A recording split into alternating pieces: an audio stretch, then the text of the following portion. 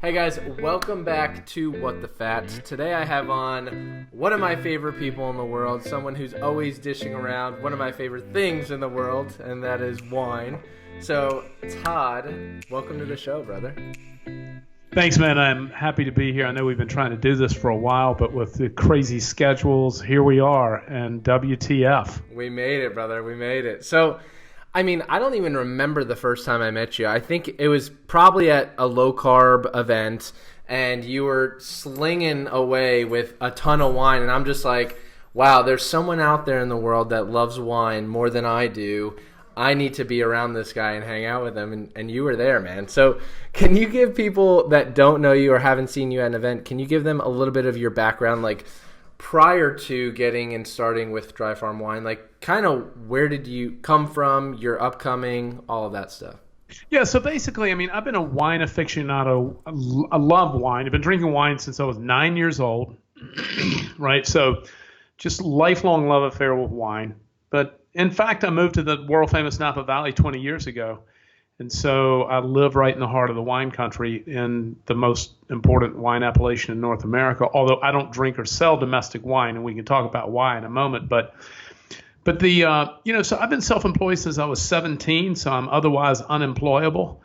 And so I've been a biohacker for about, give or take, 25 or 30 years before it was even biohacking, beginning with, I guess, the Atkins diet was really sort of where I first, before, keto was keto. And Bob Atkins was on it and recommending that people use, urine sticks and measure the ketones, but it wasn't just hadn't gotten all buttoned up yet. And as you know, research didn't really get reinvigorated and really recharged and energized until about a decade ago. So I've been now ketogenic for 5 years. Well, I don't know if it was a whole bunch of cofactors, but probably wine was getting more toxic. I was getting older. I had really dialed in my nutritional programming, and I just couldn't drink standard wines anymore. I couldn't drink conventional wines, and I didn't know why. So I basically biohacked wine, right? And really peeled back the layers on what was really going on in the commercial wine industry, which nobody was talking about, nobody really knows about because of a lack of transparency, right? And the wine industry has spent millions of dollars in lobby money to keep a whole bunch of secrets. And so basically through podcasts and public speaking and events around the world, I've kind of pulled the cover off of their secrets. And hasn't made me very popular in Napa Valley. I mean, my social invitations have dried up here. In 2009, I was named Citizen of the Year in Napa Valley. I'm afraid that they've probably removed my plaque and tarred and feathered it since then because I rail against the commercial wine industry, which is certainly operating quite robustly in Napa Valley. For sure. But so what's happened in the wine supply is exactly the same thing that's happened in our food supply. Mm-hmm. And that's really around money and greed, right? And so it just seems like these corporate fat cats just can't make enough money, right? And so exactly all the facts and figures and that I'm going to share with you are all easily available through a simple Google search. So it's just the wine industry's been very successful and remains successful, at least until I came along, in keeping much of this a secret. So what's happened in this corporate consolidation, I'll tell you how this works. I'll tell you the math on how it works and how they print money, right? So in the United States, 52% of all wines manufactured in the United States are made by just 3 giant conglomerates. Wow. And the top 30 companies make over 70% of U.S. wine. So when you go in the grocery store and you see 6 shelves high and 50 feet long, all those wines are made by just a handful of companies. Now, they don't want you to know that. And so these multi-billion-dollar marketing conglomerates hide behind thousands of brands and labels to confuse you, to have you believe that you're drinking from a farmhouse or a chateau. That's what's on the label, right? And you see the magazine ad, the pretty girl in the vineyard has a glass of wine. So they want you to believe you're drinking from this farmhouse. In fact, you're drinking from massive manufacturing facilities, located in the Central Valley of California. These manufacturing plants are so big, they're multi-football field big, right? And that's where these wines are made. Now, again, it's marketed under a story. So here's how that works. You probably heard of Robert Mondavi Winery, right? Mm-hmm. Yep. Robert Mondavi was actually a guy at one time, right? And he started this winery in 1964. And he hired this very famous California architect who's also now dead as well. His name is Cliff May. He had a very famous mission style of California architecture. So Robert Mondavi built what was the first kind of themed winery on the storied Highway 29 in Napa Valley. It still stands there today. It's immensely popular. And the architecture is stunning and iconic. In fact, the building is on the cover, is on the label of Robert Mondavi Wines, right? It's just an iconic building. And so what happens next is about 10 or 12 years ago, the second largest wine company in the world bought Robert Mondavi Winery for $1.2 billion, right? Now, at that time, it was owned by the Mondavi family, making about 1 million cases a year. So what happens next is that this conglomerate comes in, they purchase it, and then they go and expand production like into millions and millions of cases, right? But it's no longer about the family. It's no longer about Robert Mondavi wine. It's about all these industrially farmed grapes from all over Central California that they're making these wines in these massive factories and then putting the Mondavi label on it to have you believe that you're drinking from the Mondavi family. In fact, you're drinking from these massive factories where millions of cases of this wine are being pumped out. That's how they get their 1.2 million back, right? So that's how it's done. And this is what's happening all over the wine space. And so you're really drinking these manufactured products. They're not even real wine, right? It is made with some grape juice for sure, but the additives and manipulations to it, in order to make wine in this volume, you have to use technical manipulations and additives and chemicals. Can't make wine in this volume without it. It's just impossible. So there's 76 additives approved by the FDA for the use in winemaking. That's 76. Now, let's talk about those for a second. Why don't you know about those 76 additives? Well, because the wine industry has spent millions of dollars in lobby money in Washington, D.C. to keep contents labeling off of wine. So you may know wine is the only major food product without a contents label or any nutritional information on it. Right. So there's a transparency issue here. So the wine industry would say, well, these 76 additives, they've been proven to be safe. I was like, well, you know what? Here's my problem. Some of the 76 additives, in fairness, are natural. Some.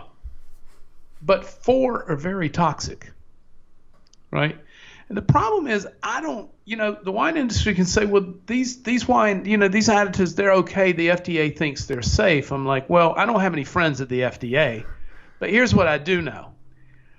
If I'm going to drink these toxins, I'd like to at least make that choice. So why don't we have some transparency, right? And so, but the wine industry has been successful in keeping these transparency at bay. And so there remains and there isn't going to be a contents label on wine anytime soon.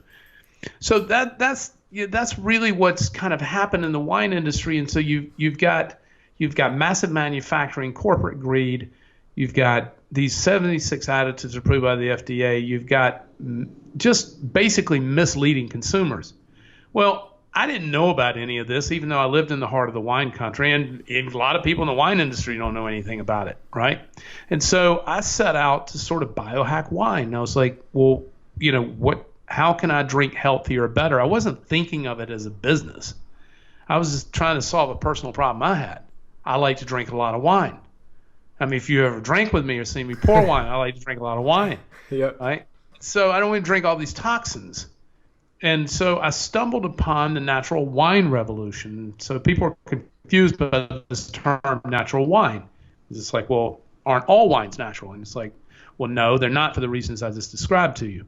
And then there's a whole bunch of other problems going on in commercial farming, like irrigation. And we could get into all the reasons why irrigation is a problem. So as you know, the name of my company is Dry Farm Wine. That means that our wines are farmed without any irrigation. Irrigation is bad for the planet. It's bad for the vine. It's also bad for your health. So it reduces, irrigation actually reduces the antioxidants and polyphenols that are available in wines, primarily in red wines, right? And so there's cited papers on this that show, it might not surprise you that when you fill a grape berry with water, you dilute the antioxidant value of it, right? Right. In addition to that, the root ball on an irrigated grapevine is about 3 feet in diameter and about 3 feet deep because it gets all of its water and nutrient from this little tube just above the trunk, making for a lazy vine. So an unirrigated grapevine can have a root structure spanning 40 or 50 feet deep, right, as it struggles in search for moisture and nutrient. That struggle and that search for mineral and nutrient actually increases the antioxidant value of the fruit, in addition to it not being diluted by irrigation.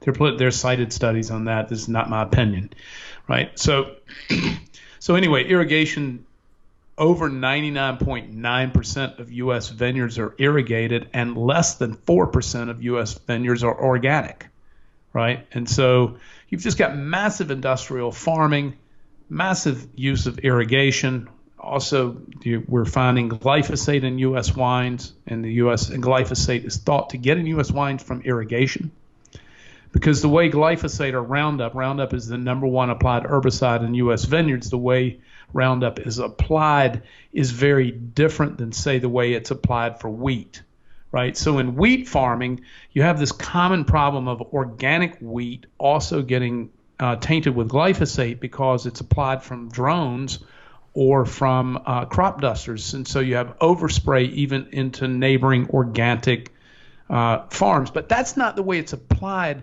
in grape farming. It's applied very close to the ground. And so with like inches off of the ground. And so this concept of having overspray into a neighboring organic farm, and the reason I mention that is because there's been 2 independent studies done showing that wines tested positive for glyphosate even on organic farms in California. So this is and it's speculated as getting into the irrigation, because irrigation is almost ubiquitous in California for grape farming. And the thing is, while grape farmers will tell you that irrigation is necessary because California is so hot and dry, that's simply not true. In fact, irrigation didn't come to Napa Valley, to California wine growing, until 1973. Prior to that, everything in California was also dry farmed. But the reason you use irrigation, it might not surprise you, is because it's more profitable, right? It's cheaper to farm. It's easier to farm. It's also, it produces higher yield per acre. And as I mentioned, it might not surprise you, fruit weighs more when it's filled with water. Fruit's sold by the ton, right? And so if it weighs more, it's worth more. So that's kind of that's what's happening, so what a natural wine is, and people are oftentimes confused by this. What a natural wine is it's natural wines are always organically or biodynamically farmed. In our case, they're also dry farmed, so no irrigation, although that's not a requirement of natural wines, but for most natural wines are dry farmed. All of ours are. And then importantly, the other sort of hallmark of a natural wine, which is a specific category. If you search natural wine online, you'll see articles and posts and talking about natural wine, which has actually exploded quite aggressively in recent years. When we got into the business, nobody knew what a natural wine was. But now it's kind of become part of the hipster movement, and, farm to table, natural wines kind of all fit hand in hand. So, but here's the important point. We don't really know what this means from a health point of view, but natural wines are always organically or biodynamically farmed. And the second criteria they must always meet is that they are fermented with wild, native, indigenous yeast. Now, what that means is that every wine berry in the world has yeast on the skin at harvest. It's collected through the air. It's indigenous to the vineyard where the grape is grown. And the skin of the grape collects it. It sticks to the skin. It has kind of a waxy look, right? That's yeast. So natural wines must be fermented with this wild native yeast that's on the skin of the grape. All commercial wines, all those wines you see in the store, those wines are fermented with genetically modified lab-grown yeast for a variety of different reasons. The main reason is because native wild yeast cannot make wine in great volumes. In addition to that, they're very temperamental. They require a lot of coddling, and you have to be constantly sort of overseeing the fermentation process. The conditions have to be perfect for this wild native yeast to sort of thrive and eat sugar. If it dies, then you have a broken fermentation and a huge problem, right? And so it's a very temperamental yeast.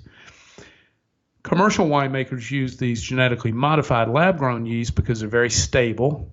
They're very easy to work with. They're very dependable. And they'll also withstand a higher alcohol environment. And I want to talk about that in a moment. So wines have been creeping up in alcohol over the last 30 years. We'll talk about that in a second. But these genetically modified, these modified yeast will withstand a high alcohol environment. So that's very friendly for commercial winemakers. And then thirdly, if you can buy them in specific flavor profiles. So what does that mean? Well, if you grow this industrially farmed, terrible, crappy grape in Central California, right? But you want it to taste like an Italian wine, like it's from the Mediterranean, they have a yeast for that. Right? So that's this is the same thing that's happening in our food supply. This is processed food, right? And the problem is I can't tell you any of which wines do or do not contain any of what or whatever because there's no transparency. Right. You can presume that all commercial wines are fermented with these modified yeast. You can presume that all commercial wines contain additives. I can't tell you which ones, can't tell you what the toxicity of the ones that are contained because I don't know what's in it. I don't drink those wines because I don't know what's in it. So when I discovered all this, and then anecdotally, while there's not a lot of research evidence on much of what I'm telling you, anecdotally we know that when you drink these wines, you simply feel better, right? And so that's, you simply feel better. And so you can drink more of it. It's lower alcohol. And let's talk about alcohol for a second. This is a real hot point for me. And, alcohol, hope you can edit that. Alcohol is, do you go back and edit? Yeah. Very good. Nice. Let me clear my throat. Hold on a second. Just got back from a plane ride. No worries. So alcohol, this is surprising. I think of all the things I talk about, this is probably the most surprising that people like. The wine guy said, what? Alcohol is a dangerous neurotoxin and a very destructive drug. Let's be perfectly clear. Right. And alcohol is not going to do anything to enhance your performance.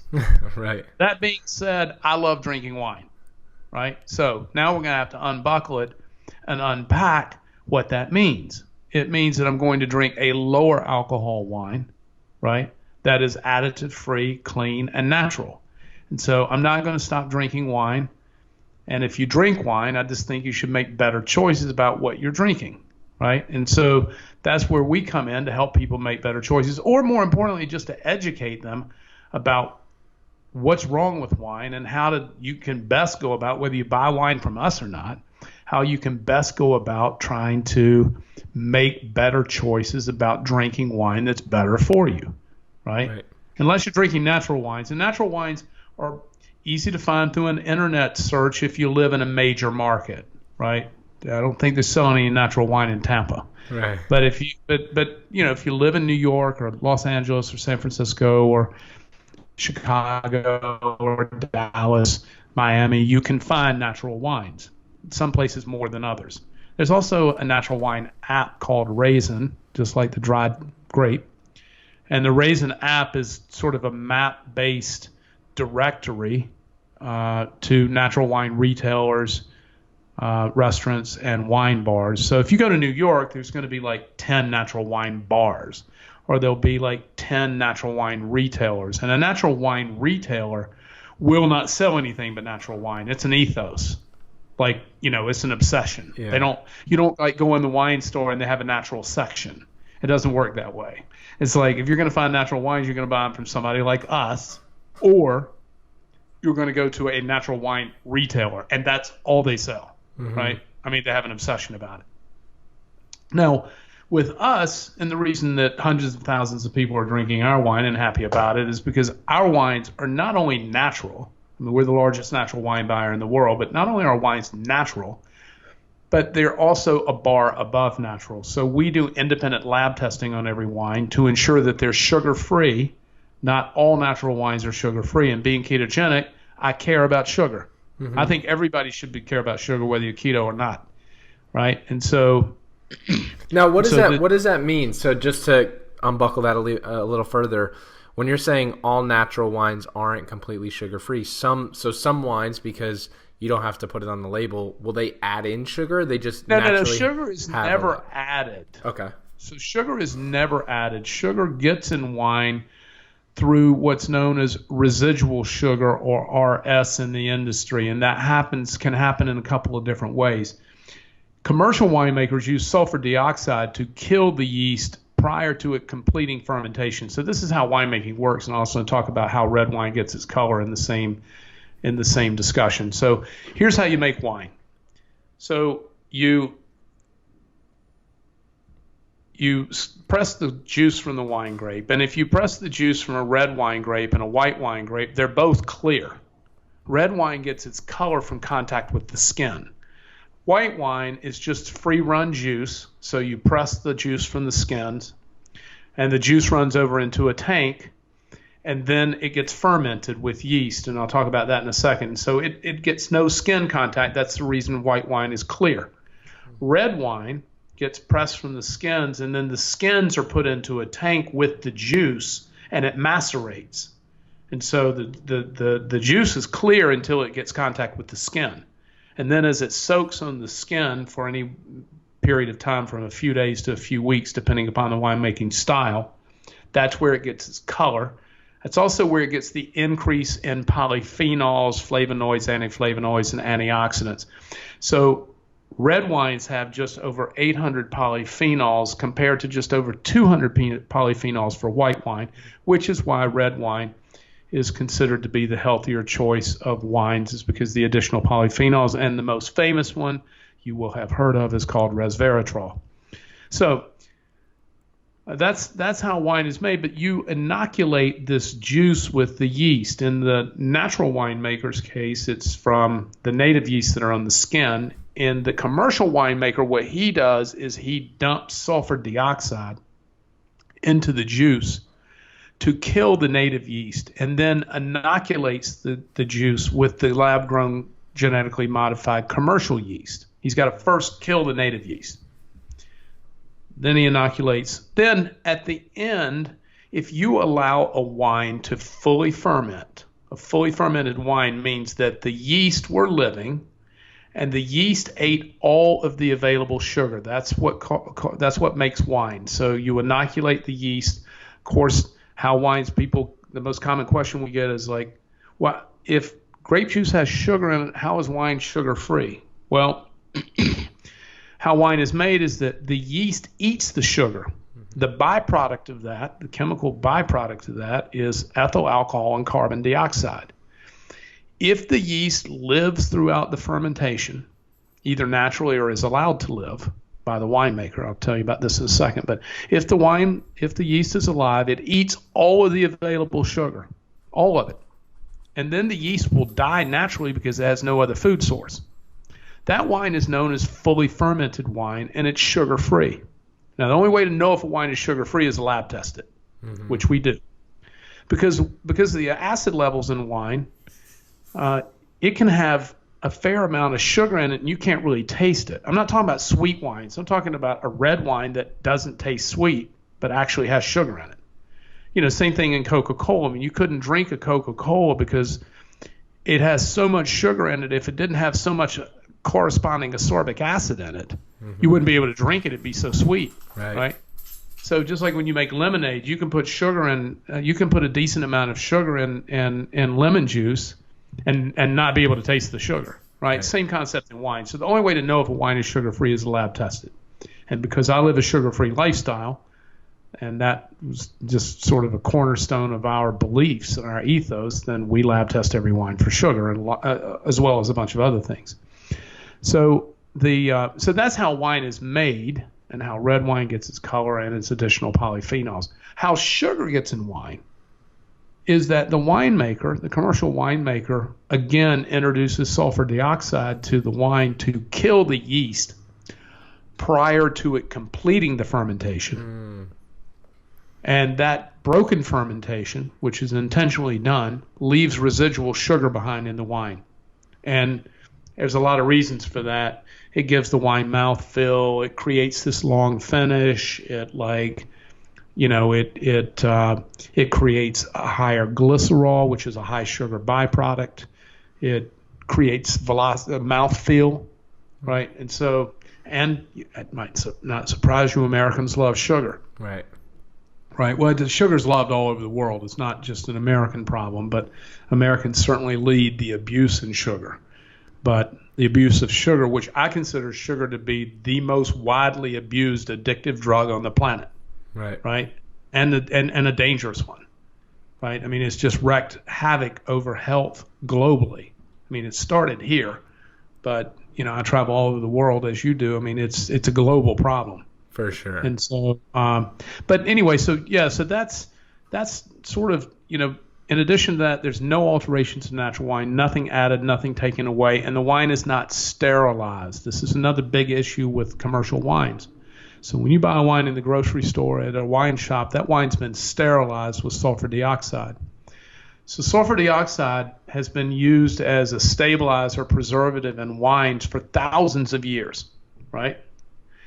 The question is how much sulfur dioxide is added.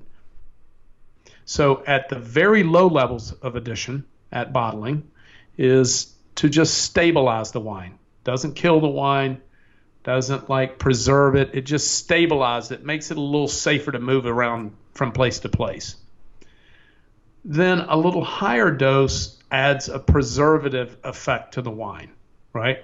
And then at the highest dose, it's actually sterilizing the wine. And this is what happens in commercial wines. So when you sterilize or mummify, kill the wine to McDonald'ize it, right? Then you get this consistent bottle-to-bottle, shelf-to-shelf, year-to-year taste. And that's what commercial wines want, because people get palate adjusted, so they like drinking the same thing over and over. They want it to always taste the same. Well, natural wines are not like that.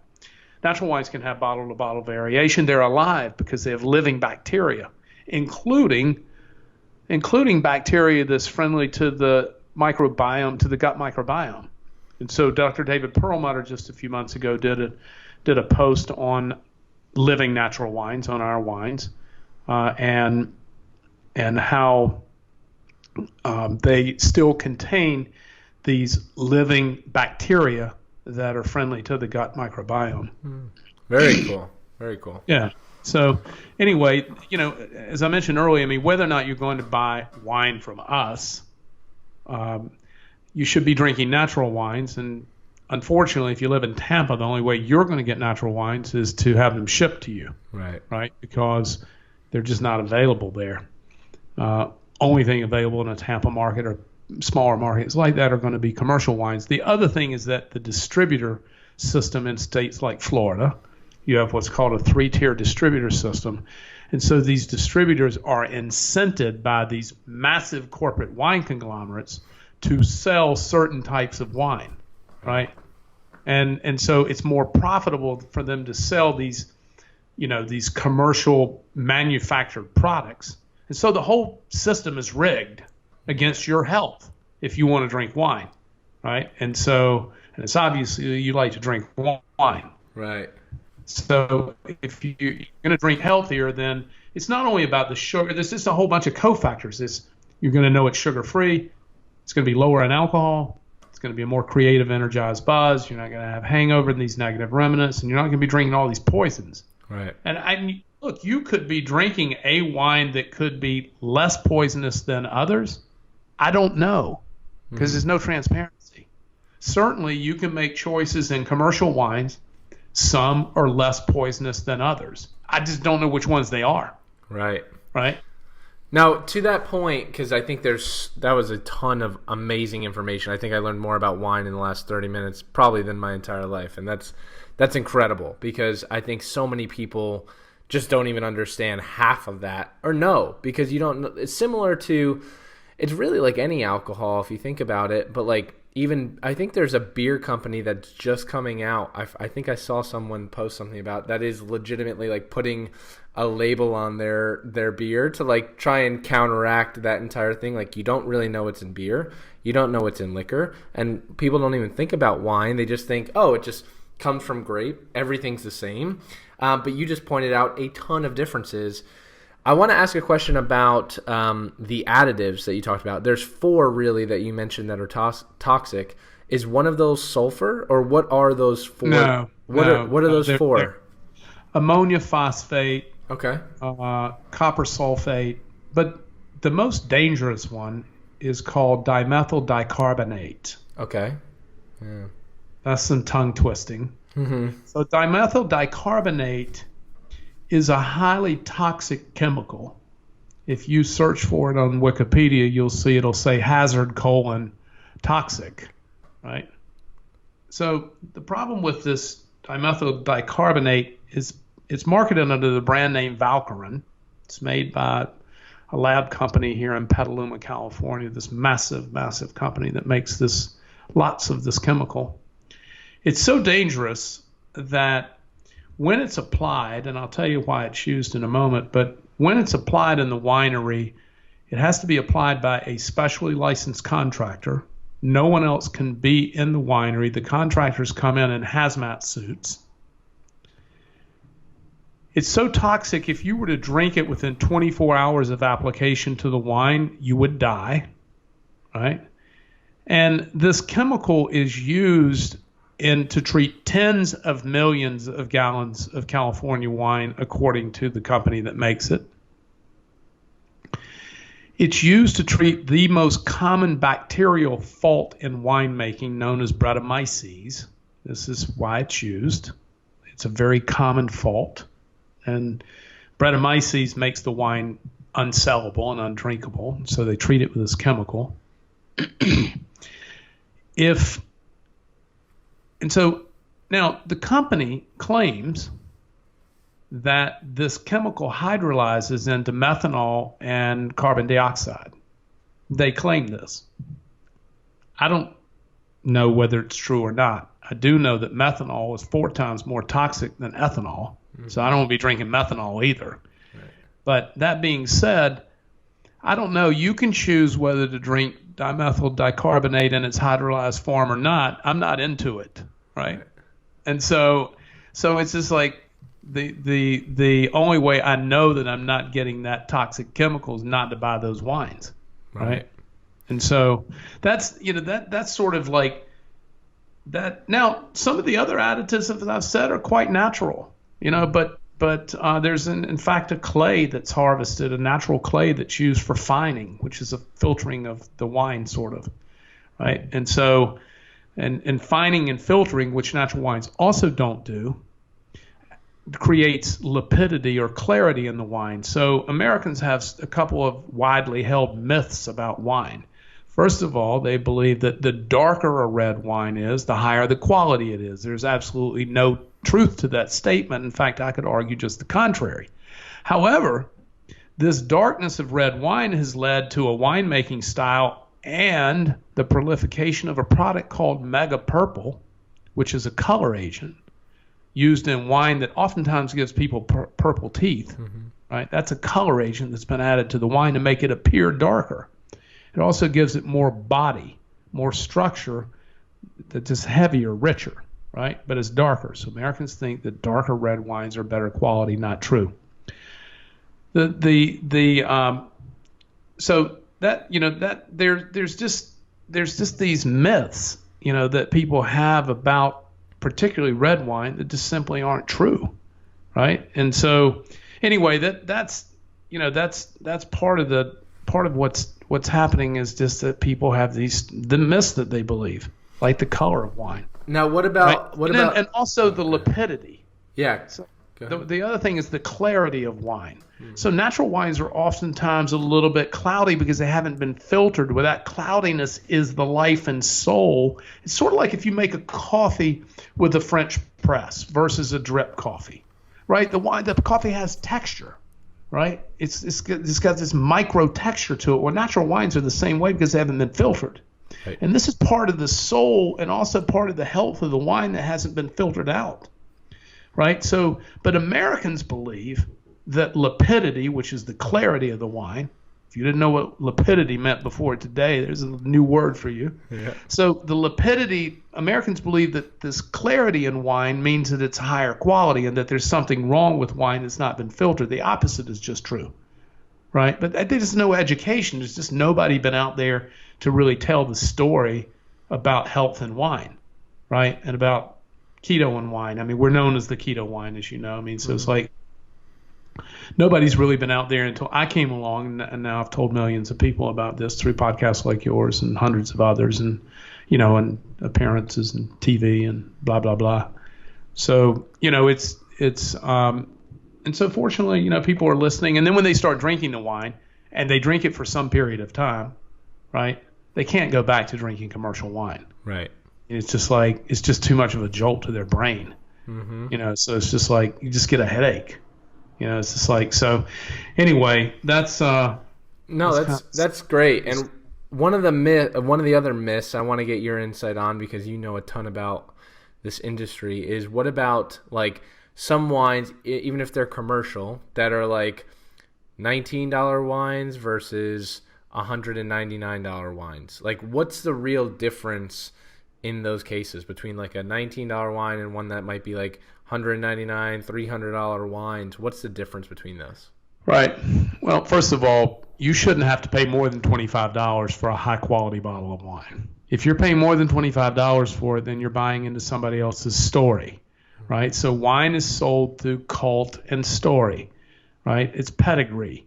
So a wine that costs $300 just has a higher pedigree or a higher rating from some supposed authority, and so, how wines became what they are today, and the heaviness and the high alcohol, and the wine industry loves alcohol because alcohol is not only addictive, but alcohol is also a domino drug. So the more you drink, the more likely you are to drink more. I don't know if you've ever had this experience, but yep.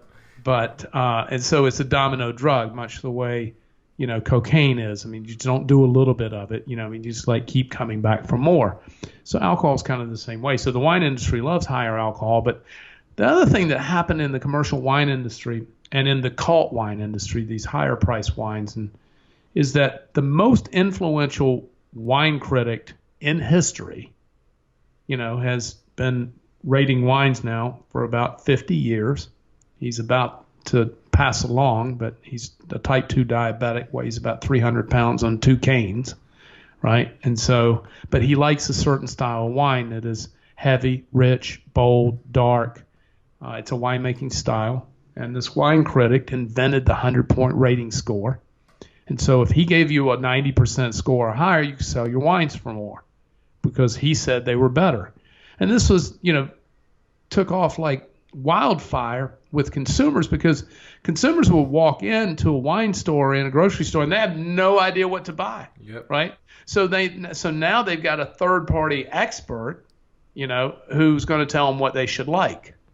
And as a result of his success and his influence on the global wine market, wines became a certain style, higher alcohol, big, bold, dark, rich, just the kind of style he liked. Right. And so that our wines don't taste like that. Right. And so this concept of, we know for sure, and there's been a bunch of studies that have done this, you can take a $20 bottle of wine and you can put it in a paper bag and you can tell consumers that this wine is a $90 wine and this is a $20 wine. Which do you think is better? And they always choose the $90 wine because they believe the more it costs, the better it is. And that's a common perception among lots of things in life. If it costs more, it must be better, right? And so I don't think you'll find a bottle of wine much below $18 I would drink, just because you can't make wine naturally. You just can't make it for any less than that, right? By the time it gets to retail, right? But I don't think you should pay more than $25. All of our wines are $25. We charge the same thing for every wine. We don't have there's no price difference. Some we buy for a little more, some we buy for a little less. We sell them all. We try to make it really simple for people to enjoy the experience. So they don't have to make any choices. They don't have to decide what it costs. It's one fixed price for everything, right?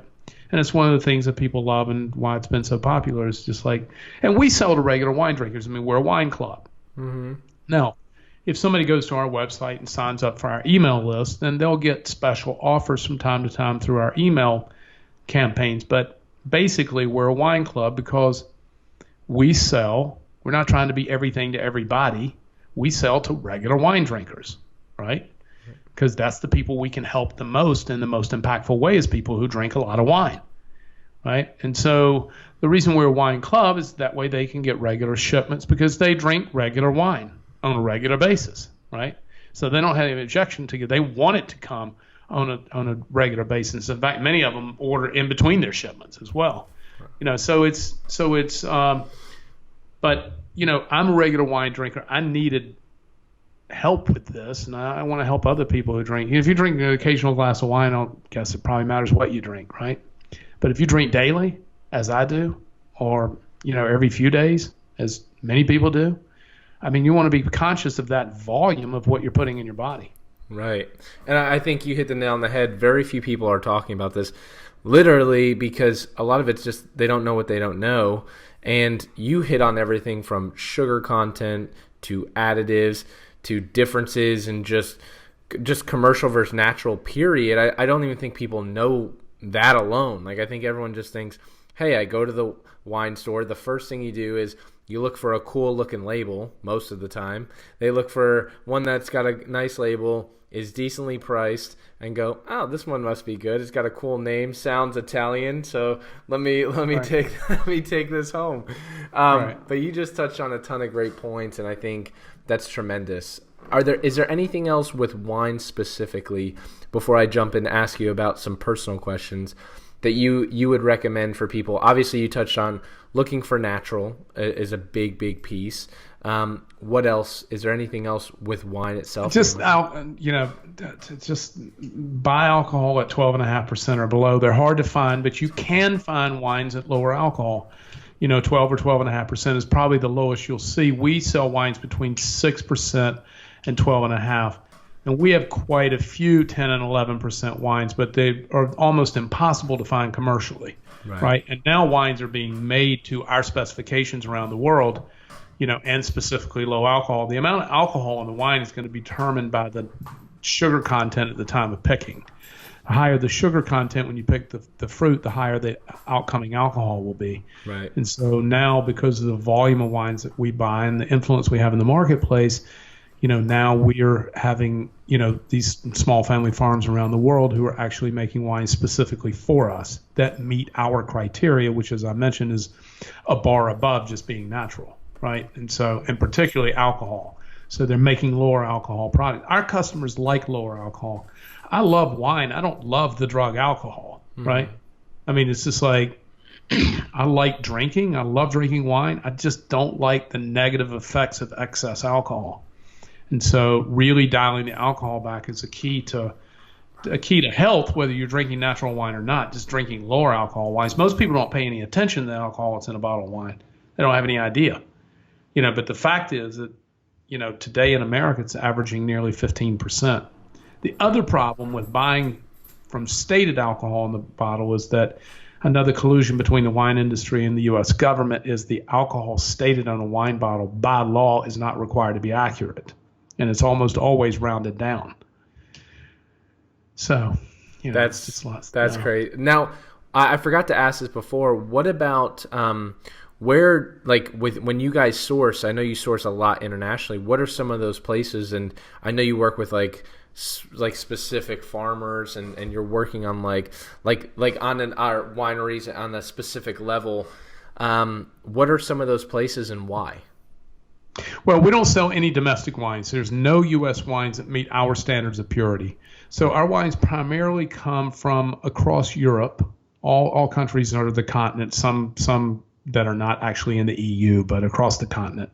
But, Spain, France, Italy, Austria, Croatia, Hungary. I mean, it's all over Europe. And then I have 4 growers in South Africa. See, natural wines are grown, not made, because nothing happens in the cellar. It's all natural, right? They're grown. And so we always say natural wines are grown, never made. Commercial wines are made. They're manufactured, in fact, right? And so anyway, so I have 4 growers in South Africa and 2 growers in Chile. The rest of them are spread across Europe, and we work with about 800 small family farms. That's incredible.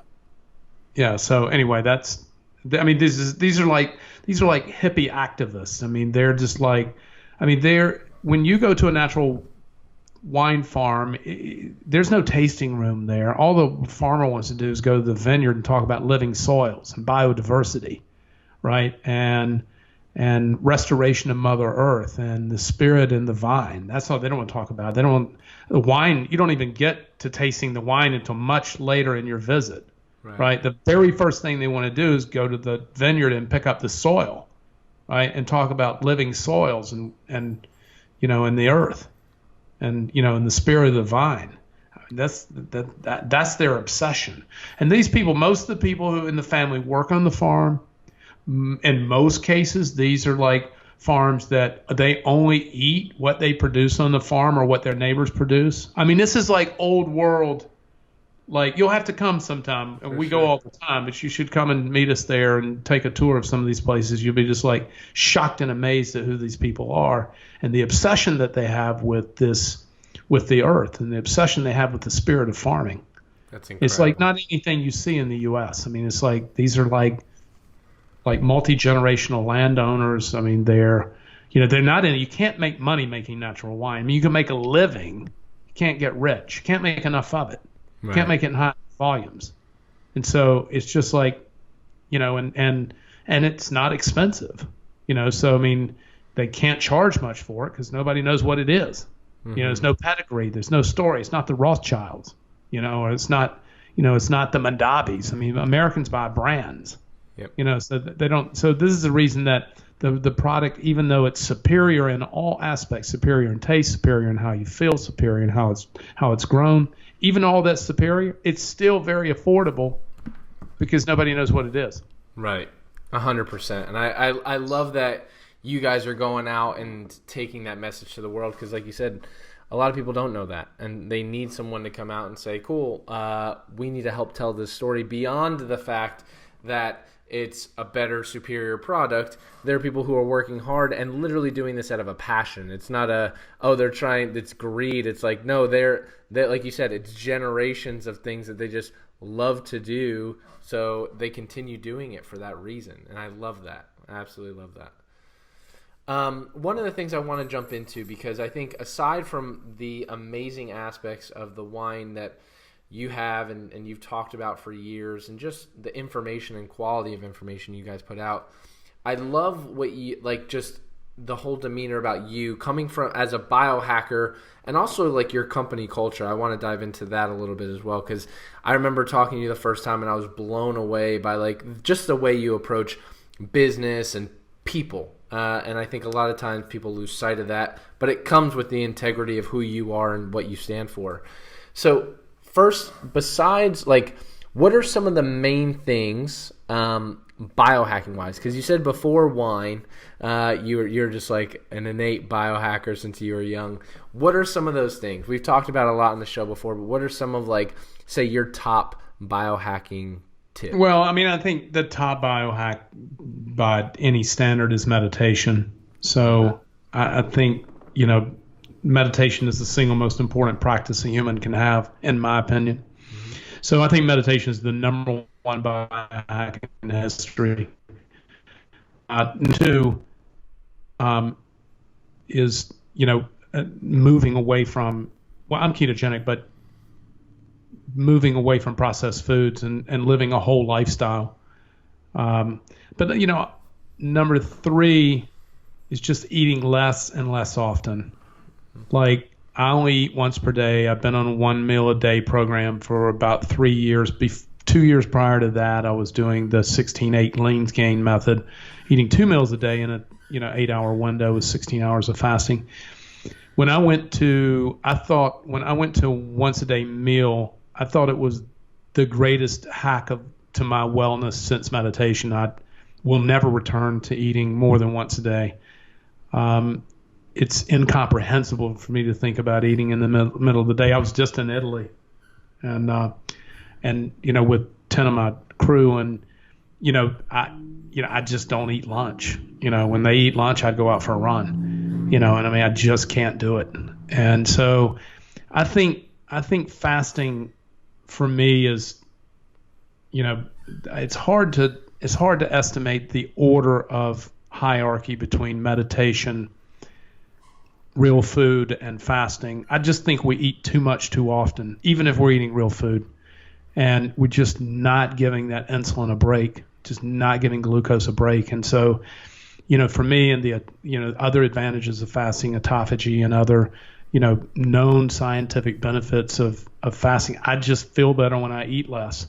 And I've been experimenting with a lot of various regimens. So I've been on a once a day, other than my extended fast. I typically do a 3 to 5 day extended fast once a month, once every 6 weeks.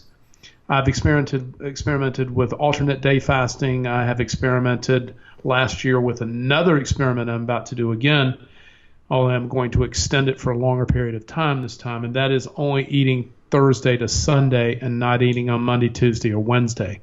Interesting.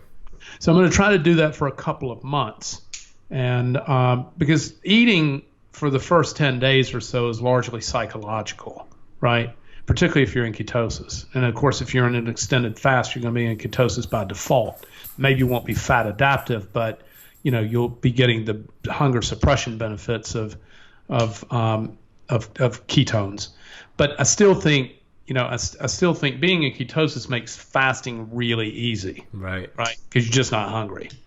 And I don't eat because I'm hungry even at night. I eat because I want to drink. Mm-hmm. And I might also mention, when I'm doing extended fasting, I'm also not drinking wine. So when I go to this program of not eating on Monday, Tuesday, or Wednesday, and then eating again on Thursday night, I won't be drinking wine on Monday, Tuesday, or Wednesday, sadly to report, but it just doesn't work for fasting. And so there's just so much evidence out there. And the thing is, we're still not conclusive. I was just listening to a terrific ketogenic podcast with Ken Ford and STEM Talk this morning on a trip I made with a researcher. The thing is, we're still not conclusive. We don't know if it's calorie restriction. We don't know if it's intermittent fasting. We don't know if it's ketone bodies. We're just not clear yet on, what's causing this, extension of lifespan in organisms. We just don't know. There's too many cofactors. There's just not enough science around it yet. But here's what I know. I feel better. I have more lean body mass than ever, even though I eat less than ever, right? And and I'm just, I just feel better, and it's just much easier. It's so eating once per day just adds so much dynamic value to my day, right? So much less decision fatigue, which is why I wear the same uniform as you wear every day. Mm-hmm. Which is another biohack. I have worn the same T-shirt and shorts for 5 years. So I've never had to think about looking in the mirror to decide if I look good today or not, or if this outfit's going to work, or if I'm going to have to change outfits because this just doesn't work together, right? I don't have any of that. And so in the amount of travel, it also makes it, far more efficient on my travel to be able to have a small carry-on suitcase with 5 pairs of black shorts and 5 T-shirts in it, and And then I stop at the laundry along the way every 5 or 6 days and do a load of wash. That's And I'm it. good to go. I can go as long as I need to go. I love As long that. as there's water to wash in. So anyway, but also I highly recommend, another hack, I do this in hotel rooms, is making your bed as soon as you get out of it, making it with pride and craft. It's just an early win and it sets order to the room. Another biohack that I love is cold thermogenesis. So I take a cold shower every morning. I'm also doing, ice baths. Or the greatest $600 hack that I've seen recently was buying a vaulted freezer from Home Depot and filling it full of water. Have you seen this? Yep, I've seen It's it. amazing. Yep. Like this friend of mine just showed it. I was like, forget the ice bags. For $600, you got a cold plunge. Exactly. Yep. It's incredible. It's incredible. So, so I'm doing, all the regular stuff, near infrared sauna, all the regular stuff, just trying to kind of stem off aging a bit and expand health span. But I think fasting is essential for me. I just think there's enough research out there and anecdotal evidence to suggest to me that fasting is a really, really big key to successful aging. Agreed. Now, with your meditation, I would love to know more about like what you do and what you recommend. Do you do a guided meditation? Do you do it on your own? And how long typically? So I have meditation twice a day because my company also meditates together. So I have an individual meditation practice. The meditation, it's called concentrated meditation. So I use a soundtrack in the background. Mainly, it's also an anchor. So when anchors in meditation are the techniques that we use to anchor ourselves away from thought, right? And music can be an anchor. Right. But the other reason I use it, it's not really music, but it's kind of this rhythm thing that's meant for meditation. The other reason that I use it is because I don't have to think about what time it is, right? Because it's a 28-minute track, and I know at the end of the 28 minutes it's going to change tracks. I'm going to know I'm at the end of the 28 minutes, so I'm not spending any thought time wondering what time it is or how long I've been in session.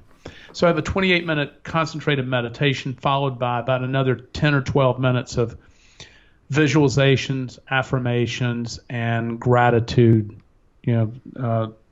visualizing things that I'm grateful for that day. And so that takes about 40 minutes, and that's the first thing I do when I get up. And then from there, I cold shower, I'd have other regimens and practices. I end up at the gym, and then my company meets at 10 a.m. And then as a group, we have a meditation room in our office. It's actually the biggest room in the building that's dedicated to meditation. And so then depending upon, we travel a lot, so there'll be anywhere from, 20 to 30 people here. And so depending upon travel schedules, and then every morning we meditate and have other practices like gratitude or journaling or affirmations or visualizations that last between an hour and an hour and a half every day. So we don't start creating, which is what we call work. We don't start creating until about 11:30 in the morning. And then we have, so our culture is such that we believe that a peaceful life is the best life, right? And so the document that we use to guide the values of our business is actually called the Peace and Profit Manifesto. We believe that profit will follow peace. And now it's possible, and the most likely and proven method of profitability is from striving, right? Is from stress. That is the most popular method. Mm-hmm. But it's also the most difficult method. And our method of thriving instead of thriving is not widely taught. The most widely taught method of financial success is to strive. The problem is it's not peaceful, right? And it's not very pleasant. And so it creates a lot of acrimony and drama. So that we believe beginning the first day, I want to protect the morning for our people to be able to go to the gym or yoga or whatever their practices are. I don't work with people who are laying in bed until 9:30 and coming to work at 10. right? They're up at 5 or 6. They're doing their rituals, their routines. Many of them have an individual meditation practice or family time. However, they're spending that time. Most of them, as you know, they're all pretty ripped. I mean, most of them are in the gym or having some kind of fitness routine. And so, we believe that that's really important to protect the peace of the morning, right? Not have them, come and get here at 8 or 8:30 and stressed out and, haven't, not prepared for their day. And so business people say, well, you mean they don't start doing anything till 11:30 in the morning? I'm like, well, yeah, that's true. But actually they get more done between 11:30 and 5:30 than most people. Most of them are fasting. They're very focused. I mean, we have this crazy hiring process. Our hiring process takes about 2 months. And so we only hire rock stars. And we have a pretty good record of those that we've missed on, we separate from. But so I only want to work with people who are highly capable, right? And so these people put out productivity, that takes most people 10 hours a day. They can do it in 5. And so it's, I think doing less actually leads to more. Not the common practice is that more leads to more. I don't believe that. I did believe that for much of my career, and I ran businesses that way, right? And they were full of drama, and they were not peaceful. They were successful, but not peaceful. But you come to a certain point in life where peace just becomes way more important than just about everything else. Exactly. Yep. And so it's also healthier. So that, so we, our job postings are 12 pages long, and only a page of that deals with the actual job description. The rest of it is describing how we see the world. So we want people to select out of making an application to work for us or work with us. We want them to select out. We want them to read this document and think that we're crazy, right? Now, if you read the document and think that we're amazing, you should apply, right? If you think we're crazy, then you shouldn't apply, right? And so when you read this document, we're always hiring. So if anybody wants to see job postings, they can see them at dryfarmwines.com/family, and you can see kind of what that process looks like. But it includes like 8 video interviews. If you're moving with a significant other, we also interview them on video. So it's a very exhaustive. You do 4 projects that you have to present to the group. I mean, it's like, and these are the same 4 projects that hundreds of other candidates have done. So we know what great project work looks like. Right. So we have this exhausting process. It takes about 2 months in order to identify who the rock stars are, and they're just hard to find because here's the thing. Here's why hiring is so difficult. First of all, we don't put enough due diligence into it. But because some people just interview really well. They're not worth a damn as workers. They're surely the nice people, but they just interview really well, right? But they're not doers. They're not performers. And so, we've developed a system to allow us to identify, who a rock star is, right? And the problem, one of the reasons they're so hard to find is because they're not looking for a job. See, doers are already successful doing something, right? And they don't move around a lot because they like doing, right? And so they're not resume builders. They're not looking, they're doers. They like creating value in the world. Like you just bring them into a kitchen and they have to start doing something to help out. You know who they are, right? You're like that, I'm sure. So it's like, I can't stand around and watch other people do stuff. I need to participate. And those are the people we're looking for. And the problem is they're so hard to find, and we end up recruiting them often. They're hard to find because they're not looking for a job. They're not even receptive to the idea because they're doing something, right? And so you have to, and so you have to go find them, which is, we have 10 open positions right now. Can't find people, right? Because we're only going to hire people who we love, who are doers. You spend most of your life with the people you work with. Yep. Now, why wouldn't you spend that with people you love? Love Right? that. I mean, that's just so easy to me. Now, I spent most of my adult career not doing that. But that just, like, one day I'm just like, if I spend most of my time with these people, why not spend that time with people that I love and who love me? Right? I'm not always easy to love. Neither are you, I'm sure. Yep, absolutely. Right? So it's like, but that's the experiment. And, the other thing, I'll close in this, or take another question, but we know, and I'm sure you'll agree with this, that the people we spend the most amount of time with will be the single largest indicator of the quality of our life. For sure. Right? And so spending that with people who are highly competent, capable, and that I love is the way I want to live my life. Right? To become the best human I can be.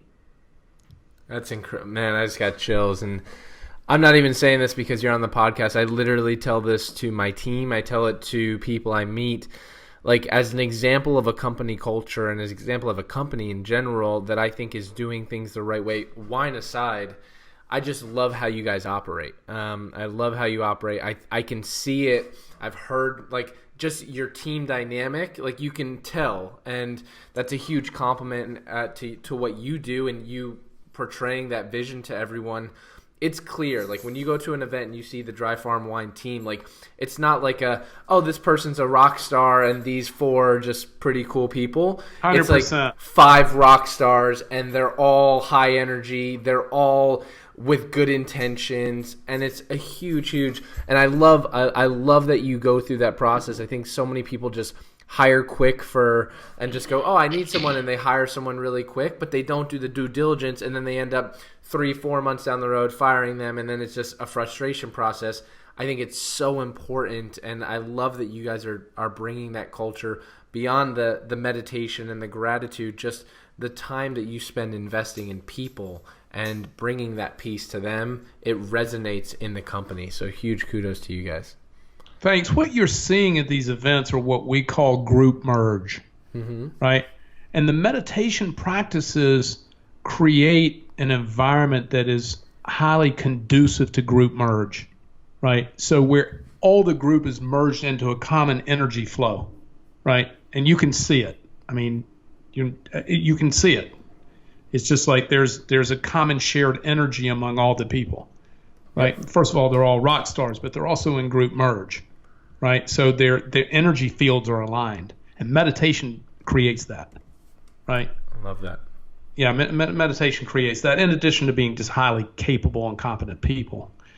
So, we have, it's just, we go down a wormhole on all this. No, we do another hour on that. I know, and I love it, and I think that'll resonate with a lot of people, and I hope some people that are listening to this that are doers do apply, because I love what you guys are doing, and I just love the culture and the company that you guys have. So, I just want to ask. I want to be respectful of your time. I want to ask a couple closing questions. One is, what are some things you're excited about building into Q4 of 2019, building into 2020?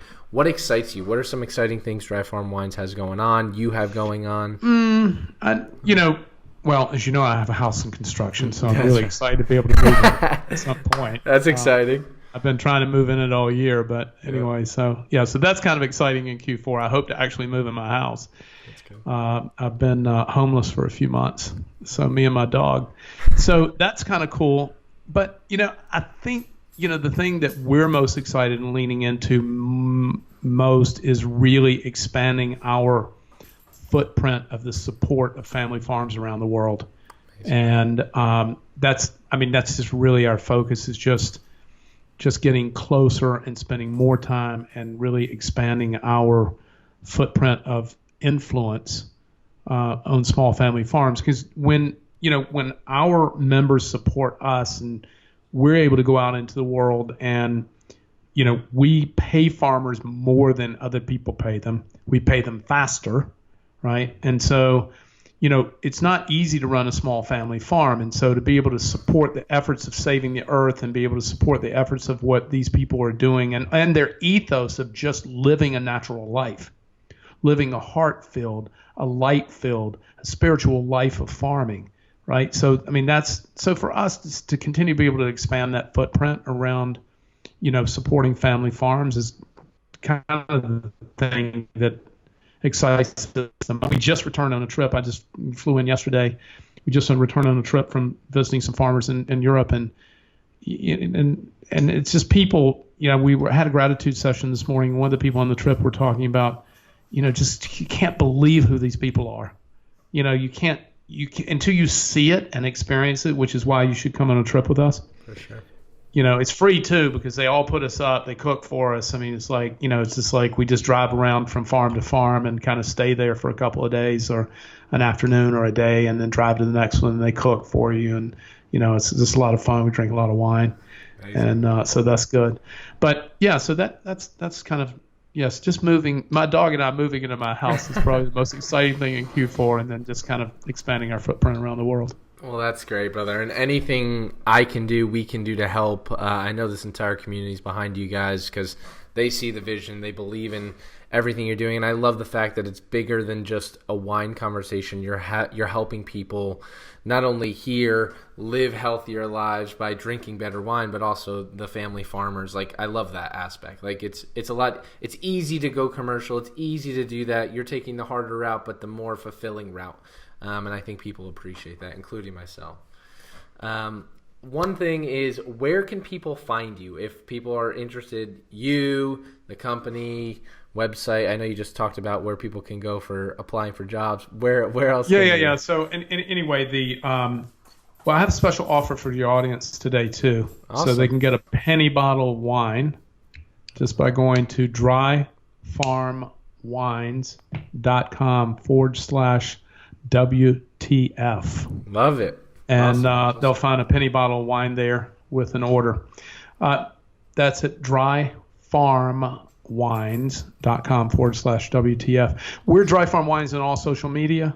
And I'm Todd at dryfarmwines.com if you have any need to hear from me further. And we're pretty active on social. So just follow us on any of the social channels. And sign up for our email list if you want to keep up to what we're doing at dryfarmwines.com.